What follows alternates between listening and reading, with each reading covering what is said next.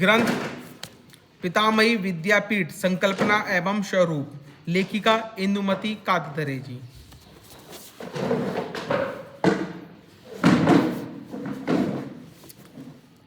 अध्याय 30 का द्वितीय 3.2 पृष्ठ संख्या 29।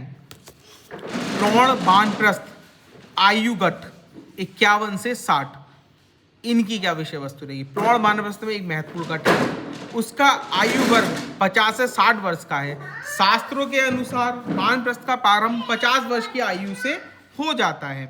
यदि वर्तमान जीवन काल देखें तो ये 50 वर्ष से भी कम आयु में शुरू हो जाना चाहिए। जीवन काल 100 वर्ष का मानकर इसमें 50 वर्ष का समय दिया गया है।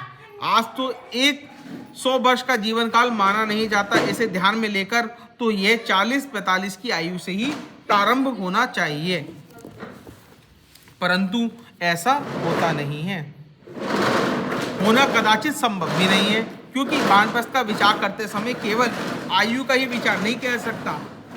सबसे प्रमुख विचार है पारिवारिक स्थिति। व्यक्ति के गृहस्थाश्रमी के नाते जो कर्तव्य हैं वे पूर्ण होने पर ही वह वानप्रस्थी बन सकता है। गृहस्थ के कर्तव्य कब पूर्ण होंगे?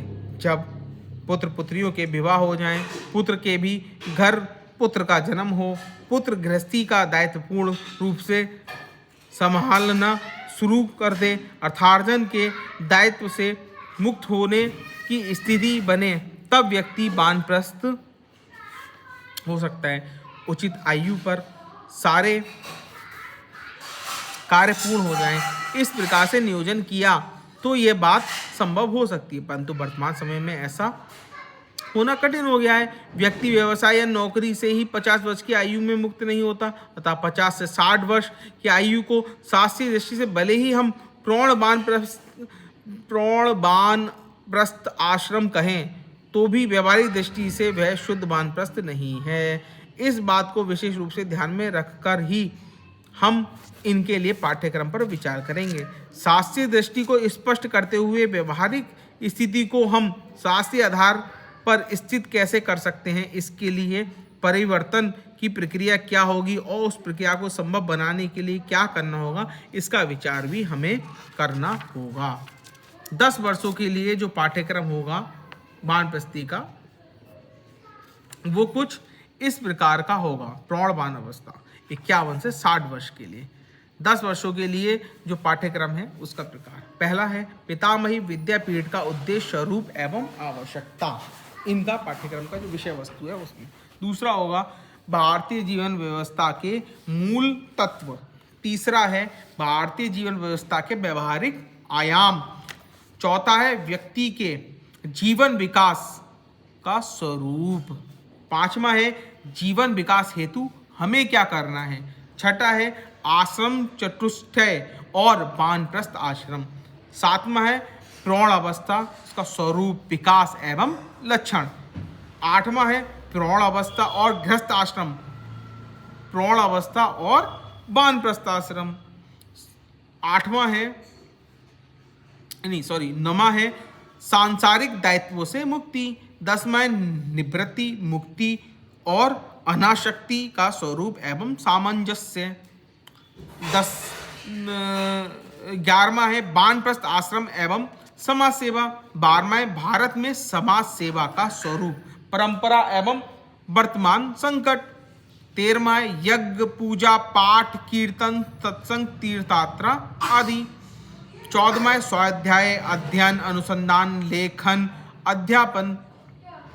15वां है अवलोकन, मनन, चिंतन, ध्यान आदि। 16वां है सामाजिक संस्थाओं का गठन, संचालन एवं स्वरूप। 17वां है भारतीय जीवन दृष्टि, जीवन व्यवस्था और जीवन शैली। 18वां है भारतीय जन जीवन पर पाश्चात्य जीवन दृष्टि का प्रभाव, महत्वपूर्ण। 19वां है पश्चिमीकरण से भारतीय मानस की मुक्ति और महत्वपूर्ण। 20वां है स्वयं विकास हेतु सादगी, श्रम, तप, सेवा और ज्ञान साधना। 21वां परिवार को मार्गदर्शन करने की क्षमता का विकास। भारत की एक विश्व की वर्तमान स्थिति का आकलन, भारत की एवं विश्व की वर्तमान जो स्थिति है उसका आकलन। प्रवृत्ति और निवृत्ति, भारतीय शास्त्र ग्रंथों का परिचय। 26वां सबसे मोस्ट इम्पोर्टेंट, श्रीमद् भगवत गीता। 27वां ज्ञान विज्ञान के क्षेत्र में भारत की श्रेष्ठता। 28वां आयु की अवस्था के अनुसार जीवन विकास का स्वरूप। और 29वां अध्यात्म धर्म संप्रदाय। 30वां व्यक्ति कुटुंब समाज राष्ट्र विश्व और सृष्टि के आंतर संबंध। 31वां वंश परंपरा का महत्व। 32वां कुटुंब धर्म और संस्कृति की रक्षा का केंद्र। अगला है, ये तो हो गई विषय वस्तु।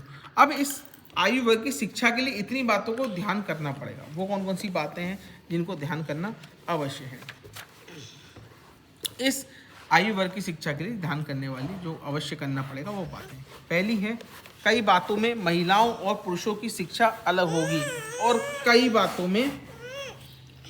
बातों में समान इसका तारतम्य पूर्वक विचार करना होगा। नंबर 2, इन लोगों को सांसारिक और व्यावसायिक कार्यों में से व्यस्तता के कारण समय कम मिलेगा, अतः अधिकतम उपयोगी विषयों को प्राथमिकता देनी चाहिए और देनी होगी।